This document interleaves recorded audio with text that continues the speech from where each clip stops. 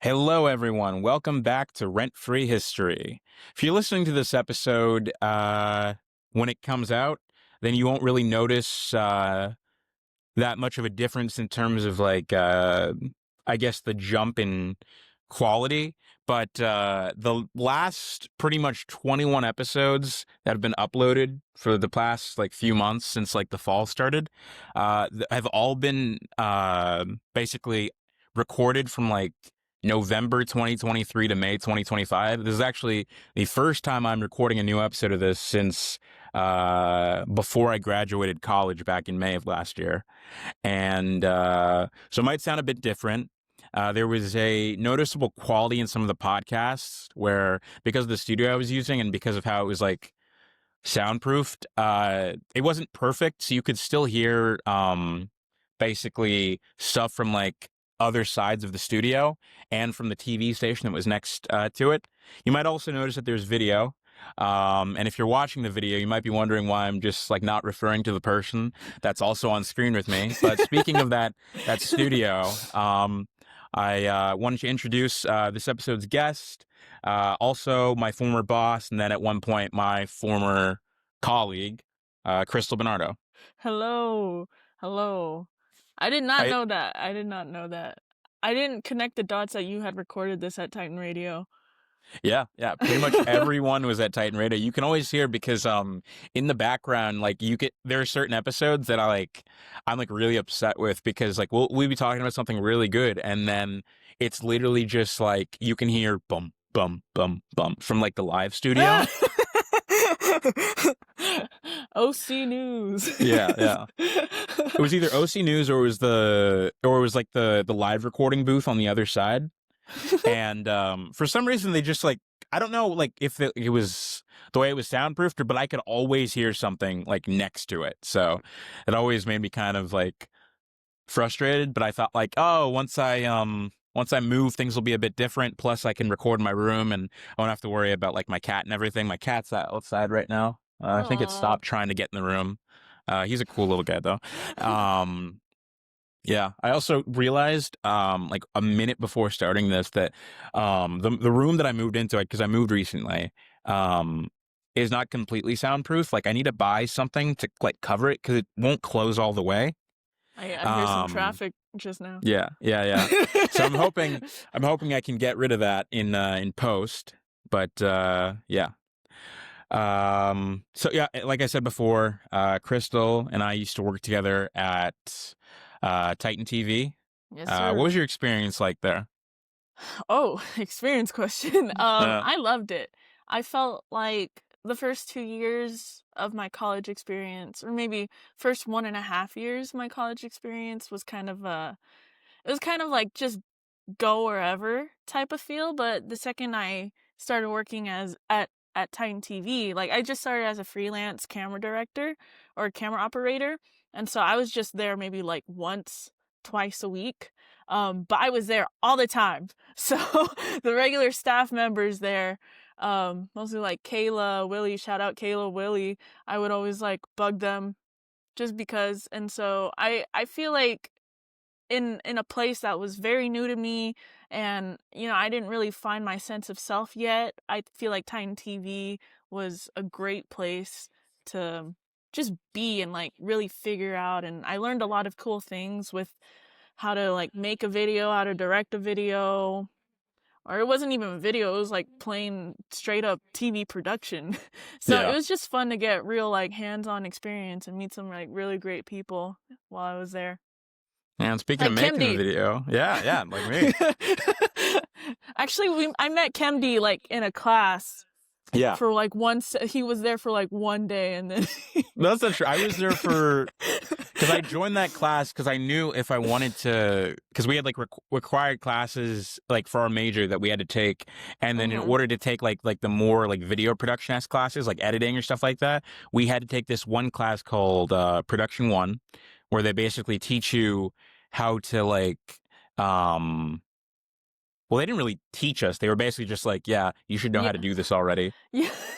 They're read this book and you should know how to do this, and then we're just going to critique you every week about how much it sucks. Yeah. Well, I got an A in that class, so I don't. Yeah. I have nothing bad to say.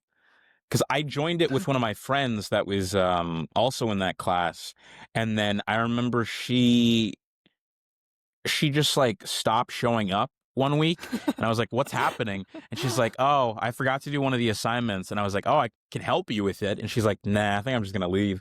So she leaves, and then I kind of like lost motivation. I'm just like, "Oh, okay, well, I don't like this class," and like I eventually did it, like finished it, but like I just dropped out that first like semester I tried it, because I also wasn't in a good state at that point, but yeah, I finished it eventually. But I don't remember interacting with you all that much until Titan TV happened. Yeah. I that's why when I had seen you at Titan TV, I was like, wait, do I know this guy? Yeah. So, yeah. Yeah, I But actually remember, because I didn't at first. Like, I just remember looking at you and just saying, "Huh."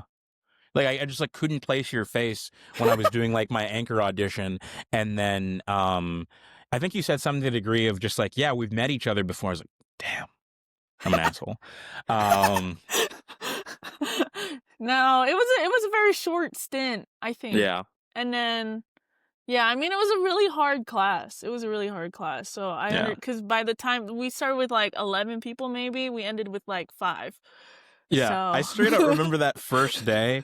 Like, we were in there for 2 hours, and then there was one guy in the class, because I think our walked professor out in the middle of the class. Huh? yeah, he had us take a break, and then this guy, like, we're all talking, and then that guy hasn't said anything, and then he comes up to us and he's like, "So this is gonna be for 5 hours?" And we're like, I mean, yeah, I guess." And he's like, "Oh," walks away.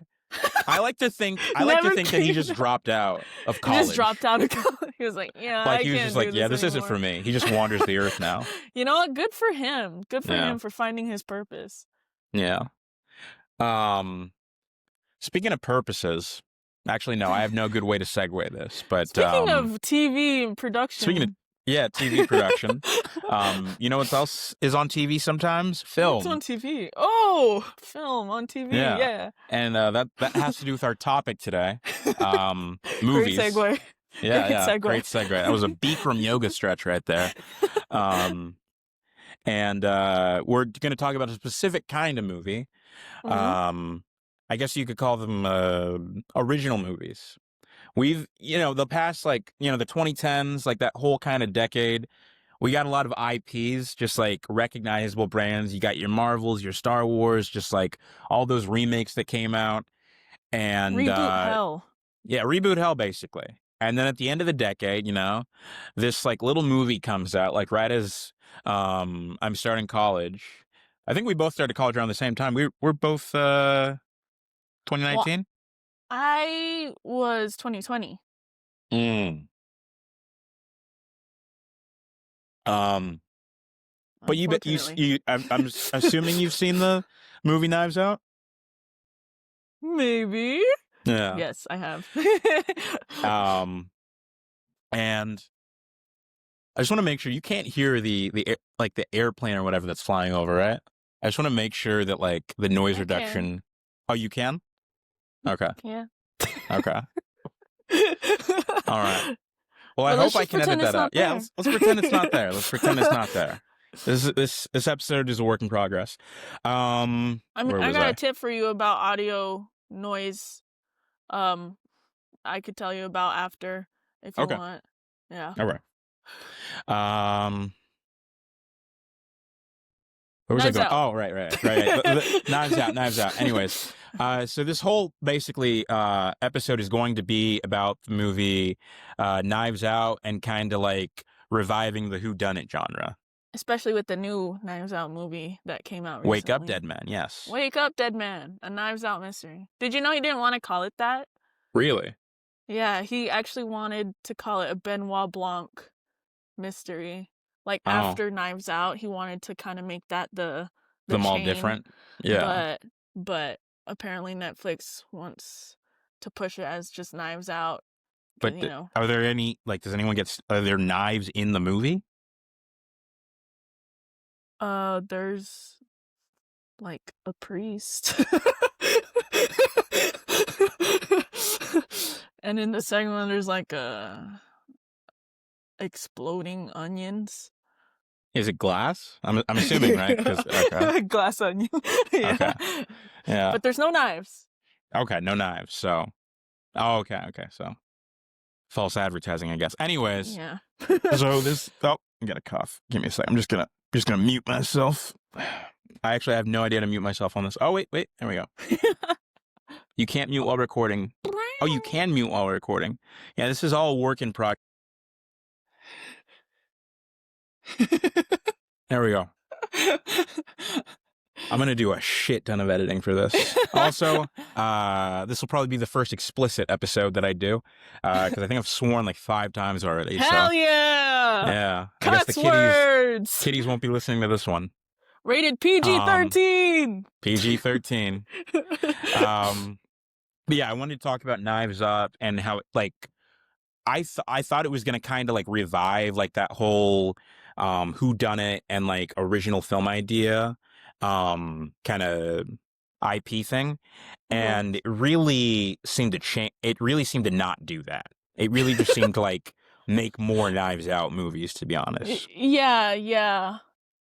So basically, I want to start off with this is we have the golden age of whodunit with like Agatha Christie, who made like Murder on the Orient Express and then there were none books like that, which eventually got turned into films and are still being made into films nowadays. Arthur Conan Doyle, who of course Sherlock Holmes, and all the adaptations that we have of that nowadays, the Benedict Cumberbatch, the Robert Downey Jr.'s, and the whole point is like it's not like a spectacle, but it's like a kind of like a page turner, just like, oh, I wonder who did this, and it's kind of like, oh, they did that and that and that, and that kind of continues into like the 40s and 50s. In like the golden age of Hollywood, you get movies like Maltese Falcon, like really well put together crime dramas, though I will admit, and I'm not sure if it was because I was shown it at 8 a.m. in the morning in my film class in high school, I did fall asleep during that one. And I don't want to be disrespectful. I love old Hollywood films, but I just like, I don't know. I probably should give it another chance, but I just did not find it. It can be boring sometimes. Yeah, sometimes. But to be fair, attention span is pretty weak. I've been on TikTok. Gotta train that brain. Yeah, I gotta train that brain. But crime kind of changes, like kind of as the years go on. Kind of like we kind of shift away from that kind of one detective who done it time of thing. You have like, you'll have like your characters on television. You'll have your Kojaks. You'll have your what's his name? I just think Columbos, stuff like that. And then in the 90s, things become a bit more real with like the what word am I trying to say right now? Saturation? Oversaturation. That's a better term. I know what you were picking up. Thank you. Throwing down? I was picking up what you were throwing down? Yeah. Okay. Sorry, I didn't mean to interrupt. No, that was fun.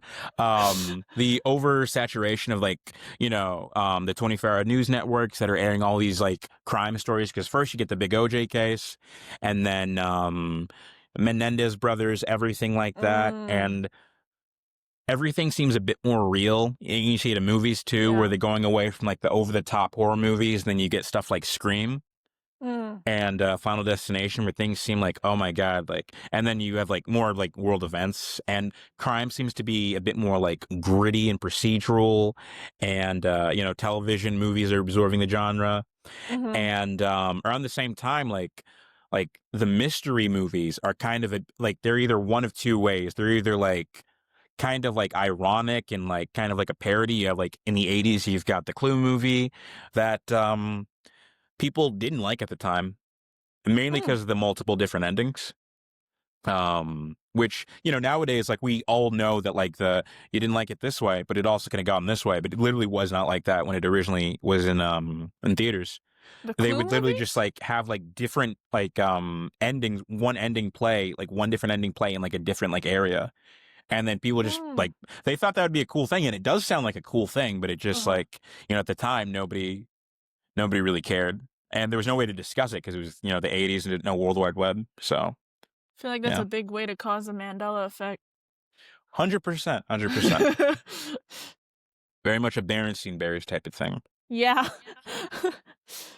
And then the other type of mystery movie that you get is like something that's like really prestige. You get like a Seven, or you get a Zodiac, where it's like really serious and just trying to be this dramatic type Very of thing. dark. Yeah. And they're not really like fun. I guess you could say Clue is a bit more fun, but it's kind of like more of like a one that like got through the cracks. It's like a few and far between type of thing. I never seen that, so I'm gonna have to like look that up later. You should definitely check out Clue. I only saw it for the first time about a year ago, honestly.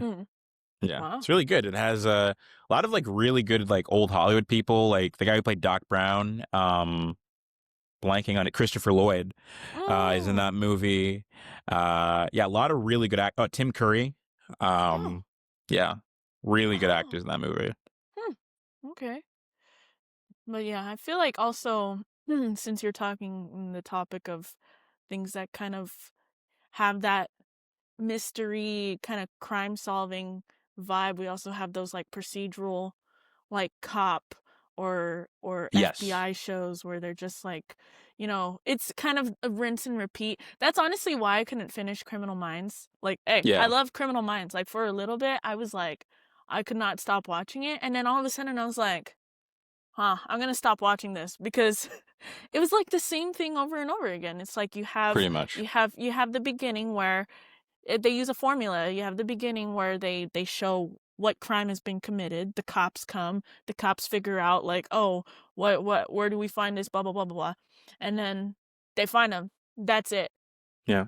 Justice served. You can only have that satisfying feeling so many times until you realize you're watching the same thing over and over again. Pretty much. Like they did that. Like, I mean, that really, the guy who monopolized that was Dick Wolf, who created. Yeah. I always thought it'd be funny if he got like married to like this really bad comedian named Andy Dick, and then like he took his last name, so his name could just be Dick or Dick. Richard Dick. Yeah.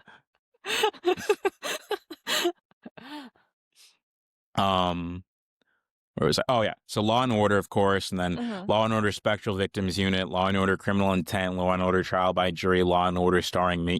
There's so many of them out there. NCIS Miami, NCIS New Orleans, and then they did it again with the Chicago shit, the Chicago Fire, Chicago PD. They're still making those. They're still making these. Law and Order is still on the air. At a certain point, like I remember John Mulaney had a good bit about this. He was just like, yeah, Ice-T is just like surprised by everything. You would think after 27 years, he would just be like, oh, okay, I know what that is. But sometimes he's just like, what? Wow. So you mean to tell me, okay. Just after a certain point, you're just like, Ice-T, I just like, I don't know. I also remember this one clip of him on Law and Order that like I can't believe it's like a real scene. It's like he's talking to I think like a relative. I don't know if it's like his son or his like nephew or something like that. And he's just and his nephew or son is like, I'm not gay. I have relationships with women and sex with men sometimes. And then Ice-T just goes, that means you're gay. And I was just like, What is this for? What does it have to do with the episode? I think that's the problem. There's a lot of like these shows that all they do is focus on the crime. They don't really focus on the exploration of like the meaning of it or how it affects people, the people or the nuances. The nuances, like like why they were killed, like stuff like that. It's just like black and white. It's just villain and good guys. Yeah, very much. I think I can't remember who called it, but I didn't invent this term. But it's they call it copaganda, basically, where basically it's like if you watch Special Victims Unit, like half the time, like pretty much almost all the time, Olivia Benson is just like, oh, okay, that's the person. They're just like, I need to make sure like that's the person. I think that's the person, and then they like it turns out they're not the person. They're like, what? Oh my goodness. Well. Oh, well. And then the episode Oh ends. well. Like, there was one Damn it. episode where, like, a woman gets attacked and she accuses some guy of attacking her who, like, was in the bathroom with her for, like, 2 seconds telling her to get out of the bathroom. And then, like, her father finds that guy and, like, basically, tortures him until he has, like, a heart attack. Mm-hmm. And then, like, the father is basically, like, also now about to go to jail now for basically killing this guy. And it turns out that that guy that had the heart attack didn't even do anything. Yeah. I only find these out because, like, on TikTok I get, like, a ton of those, like, Oh, those, the like, part 4. part 4. Of, Yeah, like, yeah. There's like it starts you in the random spot in the episode, and then you're like, Mhm. what is the plot of this? I've fallen victim to those before. Yeah. But yeah, that's basically all it is. And it wasn't really, I can't really think of, I mean, there's a precursor to Knives Out, actually. Mhm. There's Murder on the Orient Express. They did a remake of that in 2017. And then they made a couple other sequels to that movie with the same character, or the detective in that movie. And aside from that, like, and then, you know, USA Network's detective shows, you know, you got like Psych and Monk and stuff like that. You know, detectives kind of fell out of favor a little bit. Mm. So, yeah. And I think it really, you know, it was thanks to one guy kind of like helping to like reinvent the whole format for a little bit and kind of turn it on its head, because he did it in a very creative way. And that guy is Rian Johnson. And I want to talk a little And bit we have about... Rian Johnson here to no. That'd be funny. Just like a third guy shows up, just surprised. You hey, we got Rian Johnson here in the studio. This would be great if this was just like all audio. One of us did like a Rian Johnson impression. I don't know what he sounds like, unfortunately. I've heard him talk like 2 or 3 times in like an interview, but yeah, I don't remember. I'm Rian Johnson. Oh, Ryan, I'm Oh so my glad God. you're here, man. Oh my God. His video isn't showing up, but he's here. He wants to be on this like small little podcast right now. Hey, thank Yeah. you, Kemdi, for having me on. I'm Rian Ryan, Johnson. I'm such a big fan. I really like. How's George working with Joseph Gordon-Levitt? Oh, he's awesome. He's in every one of my movies. Hey, I'm Rian Johnson. All right. Well, thank you, Ryan. Do you have anything you want to promote before you head out? Hey, Knives Out. I'm Rian Johnson.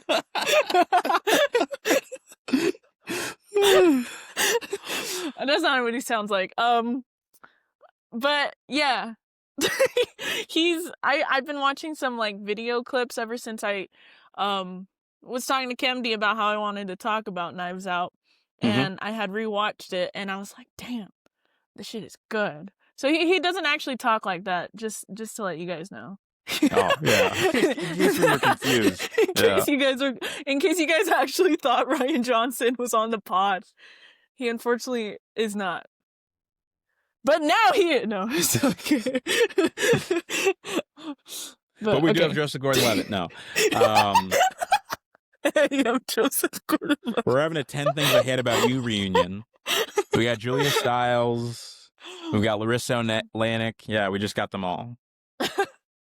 I can't do any more impressions, Rian Johnson is my only one. I can do Joseph Gordon-Levitt. It's more like, okay. I'm Robin now. You know, just like... A little tangent before we talk about Rian Johnson's career. I love how, like, at the end of The Dark Knight Rises, they basically, like, are, like, setting up that he's going to be the new Batman. But, like, wouldn't he just get, like, taken out really easily? Like, I know he's, like, a police officer in that movie, but he doesn't have the training that, like, Bruce had, like, in the fighting style. Like, Bruce learns from Ra's al Ghul, so, like, I understand why he has all that martial arts and stuff like that. Did, like, Bruce leave him, like a fucking dossier or something? Like, did he record some how-to videos to be Batman? Because if not, they're probably just gonna, you know. I feel like it's just... What? No, I was gonna say, I feel like it's the same logic as, like, you know, in a musical when everyone just starts singing. Like, they don't know the song, but that is they do, true. apparently. So, and it applies the same logic to Joseph Gordon-Levitt, I assume. I guess. And I guess Bruce doesn't care. He's chilling at that restaurant with Anne Hathaway.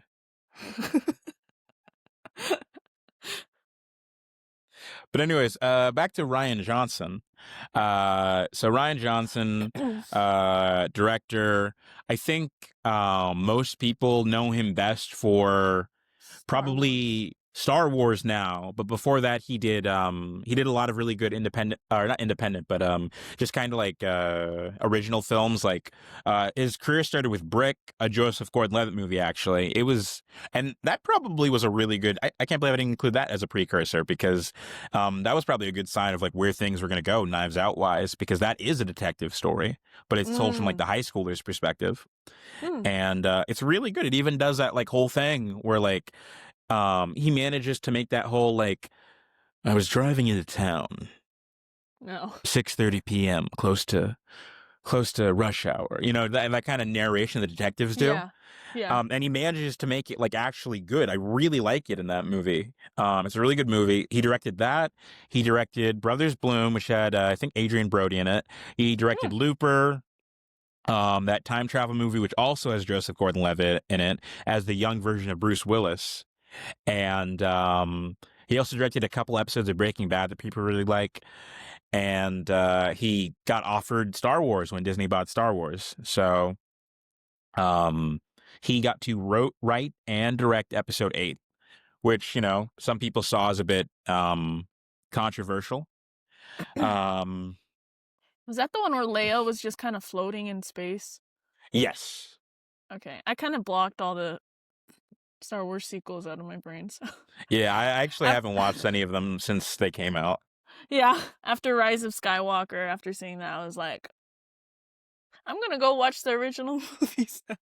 Oh my God, I just thought of the perfect title for this episode. What? Somehow Rian Johnson returned. He didn't even work on that movie, but I just... It's perfect. Yeah. In your return to your podcast, too. Somehow, Kemdi returned. Yeah. Where was I? Oh, yeah. So he gets offered Star Wars, and it's not really all his fault, in my opinion. Like, he wanted to do something different, and people didn't like it. I didn't like it, but like, I understand that. I also think that he probably shouldn't have done like a mainline Star Wars movie, and there probably also should have been a plan. But you know, everyone's, you know, I'm sure there's like 12 different 2 hours, 10-hour long video essays breaking down why they didn't like everything in that movie and why it doesn't work and stuff like that. So, you know, I can't really regurgitate anymore that I've already heard aside from that. But, you know, people were kind of against him, and they hated both him and the movie. But you know what? He took it on the chin. He didn't, you know, scream at people on Twitter, or, you know, he just kind of like did the classic pull yourself up by your bootstraps that people are always talking about. And he went and he made Knives Out, you know? And, you know, that's more of like an act of reclamation, in my opinion, because it's one direction, one vision, and there's no canon to protect. It's an original idea. And I honestly feel like it's a great comeback for him. And, you know, it was so good, in my opinion. And it also proves that, like, you put talented actors, talented writers, talented cast, just, like, let them kind of go to work.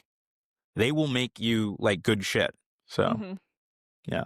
I feel like, you know, the shit has to be good as well. Also, yeah. Or else you get, like, trying to think of a really bad movie with good actors. Kind of blanking right now. Ooh, War of the Worlds. Which one is that? That was the Ice Cube movie that came out recently. Oh. No Oh, you haven't seen it? No. You were in for a treat. I would say watch that with family, or just like whoever you want to watch it with. Just like sit them down, just say like, we're going to watch this movie. Go on Amazon Prime. Anyone who has not seen War of the World, just go on Amazon Prime. Please watch it. It is so entertaining.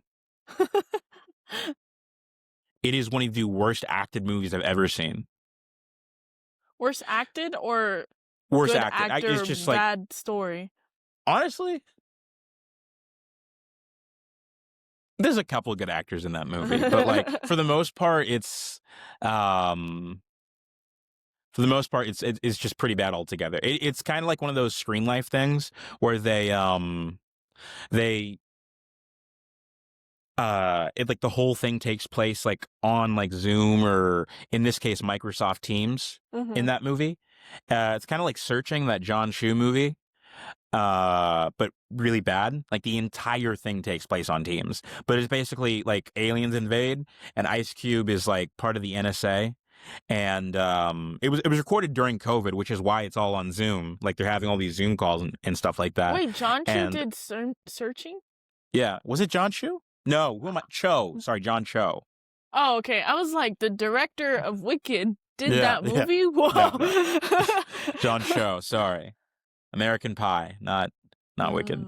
Okay. Yeah. But anyways, back to Knives Out.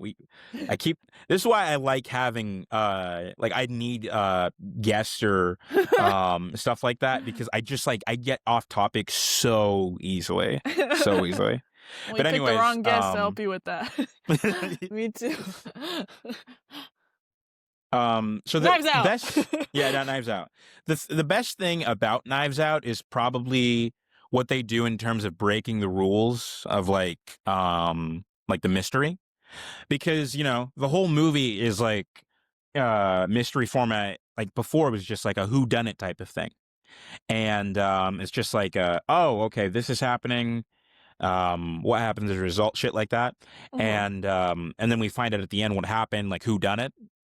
Knives Out basically does that Hitchcock thing where they're like, yeah, if you just like have a bunch of people sitting at a table and there's a bomb that goes off and it explodes and takes out everyone, that's not that entertaining. But how you build suspense is that you tell people beforehand there is a bomb under this table, and then you just have a bunch of people talking at the table. You know that there's a timer, that the bomb is going to go off soon, and all you're doing is waiting in anticipation to see what will happen. And Knives Out does that same thing. We are going to get into spoilers for those of you who have not seen Knives Out, but the first Knives Out movie has to deal with Detective, what's his name, Blanc? Benoit Blanc. Benoit Blanc. Benoit Blanc. Blancy Beau. Benny Blanc. Benny Blanco. Benny Blanco, yes. Detective Benny Blanco is trying to solve the murder of a family patriarch played by Christopher Plummer, and who is found seemingly murdered. And the main suspects are members of his family who were in the house at the same time as him. Now, we actually find out what happened to the patriarch of the family pretty early on. I would say about 14 minutes into the movie, we get a flashback to what happened. It's funny. I was wondering what Benoit Blanc's name was, and I just realized I have my notes open. It's right in front of me, and I just like did not look at it. Benoit Blanc. Benoit Blanc. What is his name? What is his name? Yeah, it's like, what is his name? So it turns out like he, the patriarch, who I think is the Thrombies. Yeah, I think it's the Thrombies. And like the dad who was basically murdered. It turns out he was with his nurse, played by Ana de Armas, that was like the first time I'd ever seen her pretty much. I know she was in Knock Knock before that, but I never saw that movie. Yeah. And she was kind of just with him. They were talking, and she was giving him like his medicine for that night. And she had basically thought that she had given him like an overdose of morphine, which would kill him. Because morphine, too much of it kills you. And I think it was like a different. She had replaced, or she had thought, because she had two different. Yeah, like, that she injected him with the wrong one, and because of where the house is located, the ambulance wouldn't get there fast enough if they called 911. So, is that a question or? Oh no, sorry. Okay. I was like, oh yeah. So basically, he comes up with this like way to save her, because he knows that like her mother is like not I think she might be Undocumented. yeah, an undocumented immigrant, and so she knows what will happen if she goes to jail. Like they'll do research and like her family and everything. So he comes up with this plan to have her sneak around and basically like make it so the police can't make this an open and shut case. They have to like go into it and they may not find the culprit. Mm-hmm. And he starts it off by just kind of, taking himself out. And the thing is, too, Benoit Blanc figures this out pretty early on, because what she didn't realize is when he, takes himself out, Christopher Plummer's character, some of his blood gets on her shoe, and he notices that from the beginning. But he doesn't say anything. He could pretty much solve it there, but there's more of like a nuance, If this were Law and Order, that would instantly just be like, okay, she did it, and then, wrap that all up in a 30-minute episode or however long Law and Order is. But he kind of like decides to do like emotion over logic, and he tries to like figure out what is the story here. Why is there blood on her shoe? Like, why? What involvement does she have in all of this, and what is the true cause of everything? And it's more about just like, now that we know this, the whole thing is focused on. We think it's just going to be the detective, but it's more of Ana de Armas' character, Mm-hmm. and it's more of just like, now that we know that the bomb is under the table, we're just wondering how long it's going to take to go off, and if anyone's going to stop it or escape, Mm-hmm. and get away. And I think that's a great idea, just revealing the solution early, and just seeing what happens as a result. Mm-hmm. I feel like it also, there's aspects of it where I think I remember seeing a clip of him saying like, it's not like in these Knives Out movies, I'm talking like the whole trilogy. He's not making it so like, oh, this is a step by step, like you gotta analyze this and this and this, and we're gonna guide you that way, because he knows his audience is not stupid. He invites the audience to actually like experience the thrill and the suspense as the characters are experiencing it. Because let me tell you, I after I rewatched these movies, I was like at work, I was bored. I was I put on like these Adam Sandler murder mystery movies. The Netflix and I was ones. like, holy shit, these are bad. I was like, I don't think I've ever like really realized a movie was bad until I watched those after watching a different murder mystery movie in comparison. And so I was just like, wow. So there's just, I feel like there's aspects in the Knives Out movies that, if like, obviously they're explained later in the movie, so when you go back, it's kind of like, oh, that did happen. It's like in plain sight. Or if it's not in plain sight, he's just, it's like Chekhov's gun. Like, something is placed, and then similar to like the Hitchcock like concept, it's like, it's going to be used later. You just don't know when or how it's going to be used, and like just the idea of it just creates that suspense. And yeah, like I feel like the Knives Out movies, in comparison to like as we were discussing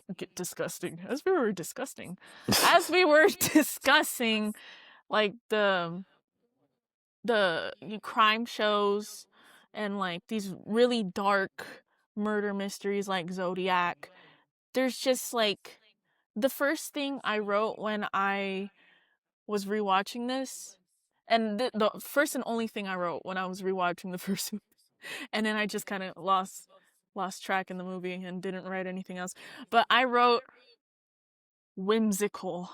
Like, there's something otherworldly about these movies, that they're not so like current events, they're not so dark, they're not so like, damn, I gotta watch like Caillou after watching this because that was so dark. Like, they're movies that invite you to another world, that feeling, like if suspension of disbelief was like at a max, it was ever at a max feeling, that's the feeling I had watching these movies. Well, in terms of current events, I do think there is sort of a There's a little bit of that, at least in the first one, which is the only one I've seen actually. Because you have the Thrombies who are kind of like that kind of rich like American family, but they're very fractured, and it's kind of like the one patriarch made all the money, and then like kind of like trickles down, but like because like that one patriarch is so rich, like the other kids don't essentially don't have to try as hard, and like other people marry into the family, and there's no struggle, there's no really need to like succeed as well. Yeah. And their wealth is like an inheritance, not an achievement, and you have that that's pretty evident with like nowadays with all the nepo babies we have. Yeah, and I'm seeing it more as like not so much, obviously there's gonna be concepts and like the whole patriarchy or like themes that are still current to this day, such as Marta, Anna de Armas character in the first in the movie. immigration, the immigration topics. Like obviously we're gonna have reoccurring themes because the current world is just history repeating itself over pretty and much over again. But what I mean is it's more so leaning towards that fictional aspect rather than like we're going to take real characters or real situations and bring it to the movie. And here's your real life displayed at you on television. Like rather than that, it's more of like here's a completely fictional idea that you can like it takes the themes of real life, but it explores it in a way where it makes you think rather than yeah, I can't escape kind of feeling that you have with life. but it is kind of escapism too. Yeah. So yeah.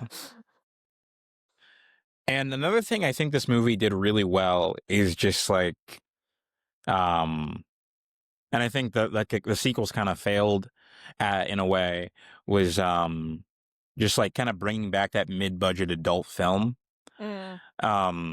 Because I feel like adult films in general kind of like ebb and flow in terms of their popularity, like and it turns the genre too. Like in the 2000s, you had like a lot of like, I think with the start of like the Judd Apatow years, like you had like 30-Year-Old Virgin, you had Wedding Crashers, those kind of movies. So you had that like those mid-budget like R-rated comedies that kind of like seemed to teeter out like right around the time that Seth Rogen and James Franco made that Interview movie and that got Sony hacked. And then I don't know, I just feel like a lot of like these concept like mid-budget kind of films seem to like die out. Like one of my favorite ones that like I always still watch like once a year too. Try to watch as much as I can. I really wish there was a sequel to The Nice Guys. Who's that? It was Ryan Gosling and Russell Crowe. It was like a 70s comedy action movie about them trying to solve, like, it was also kind of like a mystery movie about them trying to solve the disappearance of this one girl. And it's really good. I really like it. And yeah, just nobody saw it. It's like one of those movies that nobody saw. You have to text me like a movie list later. Yes. But I was kind of scared that a movie like Knives Out, when I first saw it, was gonna be like another Nice Guys or another just like one of those movies that kind of like fell between the cracks. And I was happy about it. Like I was really happy that it did well. I really liked it. They got all the actors. I like a lot of really good actors. Toni Collette. You got your Michael. What's his name? Michael. He was Zod in the 2013 Superman movie. Michael. I'd Michael have something. To search it up. I'd have to look Michael it up. something. Michael something. I hope that's his name. If not, Chris I'll include Evans. like some kind of addendum afterward. Yeah, Chris Evans, his first role after leaving the MCU. Jaden Martell from It. Yes, as the alt-right kid. What's her name? Catherine Langford. Langford. Yeah, Langford. 13 Reasons Why. 13 Reasons Why. Jamie Anna Lee de Armas. Curtis. Jamie Lee Curtis. That's a big one. Yeah. And then, of course, James Bond himself, Daniel Craig. Daniel Craig! I love Daniel Craig. Yeah. Love me some layer cake. Have you seen... Have you... What'd you say? I said I love me some layer cake. That's another movie he was in. Oh, okay. It just sounded like his... Like, you know how people make fun of, like, Benedict Cumberbatch's name, but they say it, like, different ways, but you still get that that's his name, like... Yeah. Benadryl Cucumber Man. Yeah. I thought you were saying, like, layered cake. It sounded like Daniel Craig. My favorite one is Hugh Jackman. Huge Jacked Man. Jack Human, if you will. Yes, Jack Human. But like I thought that was like really gonna bring back like the whole like those type of movies to theaters, and people would kind of like try to experiment more, and like, you know, MCU was like really cool. It was nice like going to movies where like the theaters were packed and everyone would clap and laugh every like 20 minutes. But you know, I was looking forward to something different, and I was still going to theaters a lot at that time, even like into college, and then, you know, COVID happens, and yeah, movie theaters are of course closed, and when they reopened, they really didn't play like actual movies for like a good year. Like I remember going to the theaters when they first reopened again, and I saw pretty much the worst movie I've ever seen in my life. It was called The War with Grandpa with Robert De Niro. Don't ever watch it. It's literally just like Robert De Niro is in the movie, and then like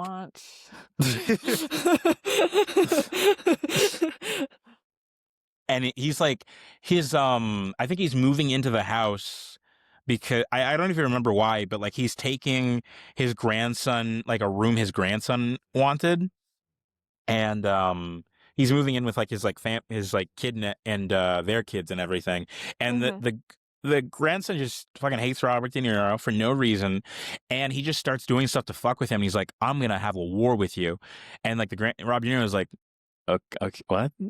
And like he just like does shit to like piss him off. Like he puts like fucking cement mixer in his fucking shower cream, so it's like stuck to his face, which like in real life is like, you'd have to get surgery for that shit. Like, what the fuck is wrong with you? That sounds like a lawsuit.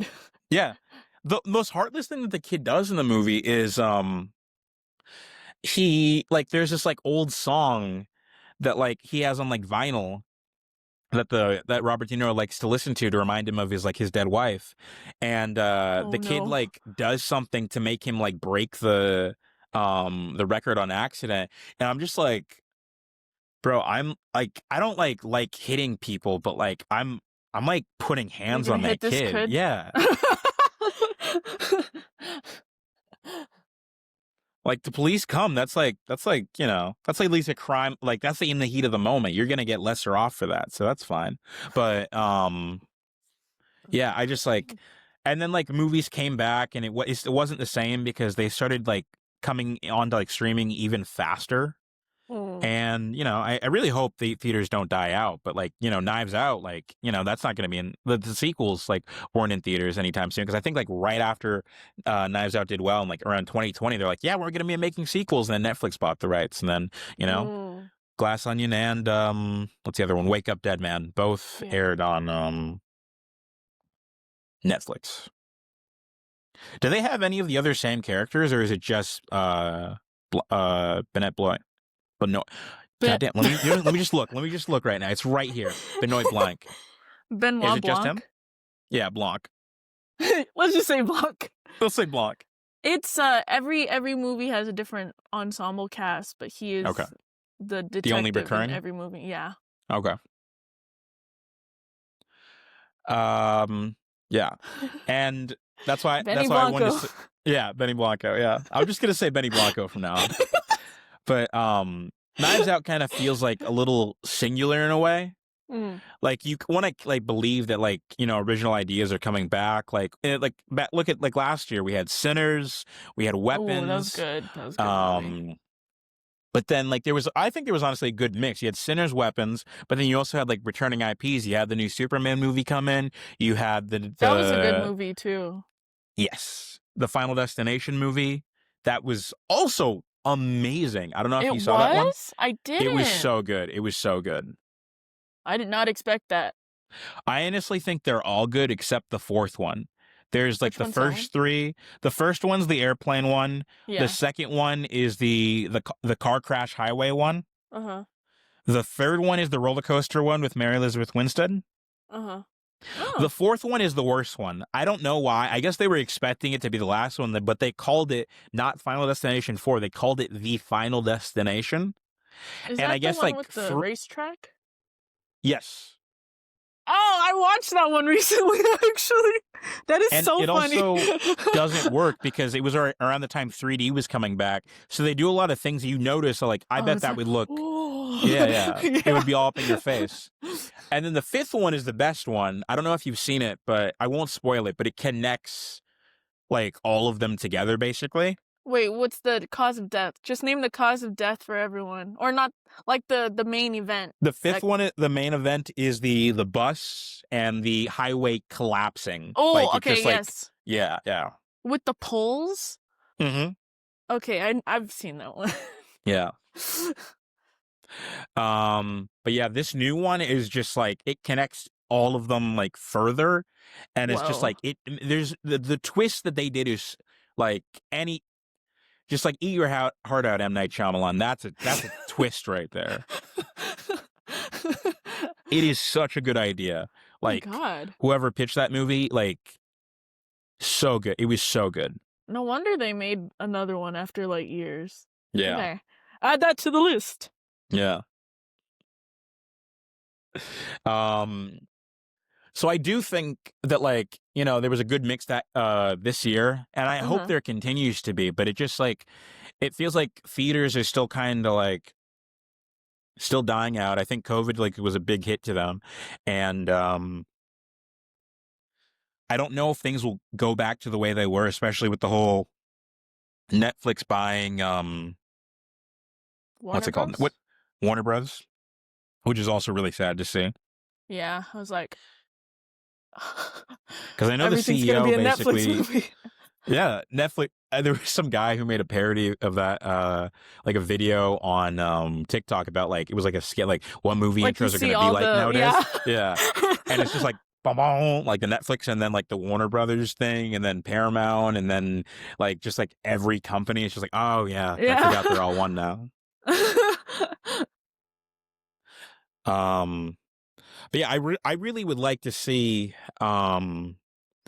I also would you like to talk about Wake Up Dead Man a little bit? Does that like kind of do anything to add to the whole mystery formula? Or is it kind of like a bit of the same still? Well, I think. Well, this is what I was kind of getting at. What you were getting at, where you were saying like you thought it was gonna create like this kind of chain of events of more people diving into that murder mystery vibe and blah blah blah. But it ended up just being like just more Knives Out movies. Yeah. I think in a sense I appreciate that fact because like it hasn't been like we were saying like oversaturated with just a bunch of like random murder mysteries that aren't as thought out as like a Knives Out movie. That being said, I feel like as I've rewatched 1 and 2 after watching the third one recently, oh my God, they've gotten so much more complex. Oh, really? Like because did you watch the third one or you said you didn't? I haven't seen 2 or 3. Really? Yeah. Okay, two in itself. When I rewatched it, I was like, I honest to God don't even remember what happened. Like, I mean, I felt that way a little bit with like the first movie because I have a terrible memory and that's just how my brain works. But the second one, I was like, all I remember is like exploding onions, and that's why I brought that up earlier. Oh, okay. And then, so I rewatched and I was like, oh yeah, it's really clever actually. And the third one, it was just, it's a lot more, like I said, we were talking about how it kind of dives into the themes of things. This one really dove into that theme of, you know, religion and like kind of what leads us best. And so just my favorite part about the Knives Out movies is more so less of a, oh, whodunit, like, oh, I'm gonna solve this murder, and more of a, and I think Rian Johnson said this himself in a video, where it's not about solving the murder, it's not about Benoit Blanc, it's about the main character, Anna de Armas in the first one, Janella Monáe in the second one, and Josh O'Connor's character in the third one, where it's exploring their character through the story. Where us, the audience, he trusts we're not stupid. He doesn't think we're stupid, and so he explains it through the story. He's not, you know, advertently like being like, you know, way too much exposition. Like every time I hear exposition like that, I heard it in the Adam Sandler murder mysteries. They're like, hey, you're Vic's sister, right? The one who does blah, blah, blah, blah, blah. And like that, every time I hear shit like that, it annoys me. Like, I was a film major too, but I'm not that, I don't know that much, but I know at least to the extent that exposition kills my brain. Yeah, and I like they roll say, my show don't eyes every tell. time. Yeah, exactly. And I feel like the Knives Out movies, even though they have become a lot more, maybe the first one is better than the third one, or maybe you think the third one is like, whatever your opinion is on the Knives Out movies, I think they just do a great job at exploring who that person is at the spotlight by putting so much pressure on them and seeing how they'd react in a situation, and like who they are really shines through their reactions to their circumstances and stuff like that. Yeah, I agree.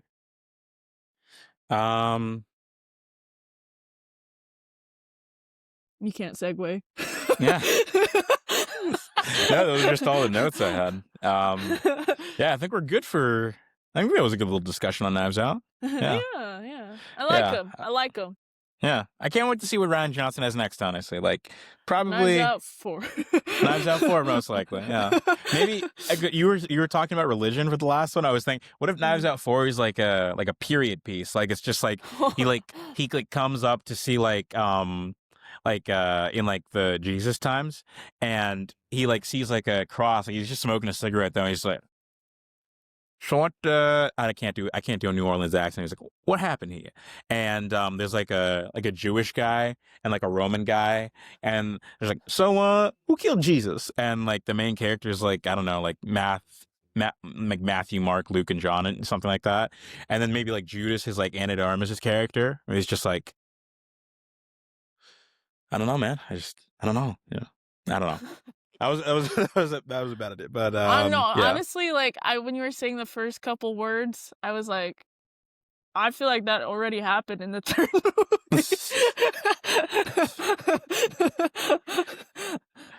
Well, if it did, I will include a clip of it. Like I'll like layer clips, so it's not just like us talking the whole time. Okay. So yeah, Knives Out. Knives Out. Go see it. Yeah. We had Rian Johnson on a little earlier. He's a really big fan of the and Joseph Gordon-Levitt. Joseph Gordon-Levitt. Yeah. Did you guys want to say anything else before we head it out? Do you guys have anything else to promote? Hey, I'm Rian Johnson. Watch Knives Out. Hey. I'm Joseph Gordon-Levitt. I'm Batman now. Wow, thank you guys so much. I really appreciate your hard work in the industry. Keep making good stuff. Thank you. They were just muted the whole time. I guess they were too shy to talk. Yeah. How polite. They're so polite to just let us talk like this. They're Hollywood professionals. They got to be polite, you know? But yeah, I think this episode went really well. So yeah. I don't know how many podcasts. Oh, wait, I did want to promote like your stuff too. If you want to talk about your channel and like what you've been doing. Oh, well, my stuff. That's complicated because I have a YouTube channel. It's Crystal Bernardo. I haven't posted much on there. Life stuff, if you know what I mean. But lately I've started a challenge on my Instagram at Crystal Bernardo _ and I created a TikTok account also at Crystal Bernardo _ where I'm challenging myself every day to post a video, trying something new, just because life has just become so mundane and depression sucks. So trying to push myself a little bit more. So if you wanted to check out that journey and follow along, I'd love for you to come see it. And some aspects of it's not just a vlog, it's not just a vlog, it's my vlog. So yeah. All right, yeah. If you guys enjoy hearing and seeing Crystal, please go check out her work, look at her past work, comment on her stuff, say Kemdy sent me here, stuff like that. And yeah, thanks again for listening. Take care. Goodbye. Thank you.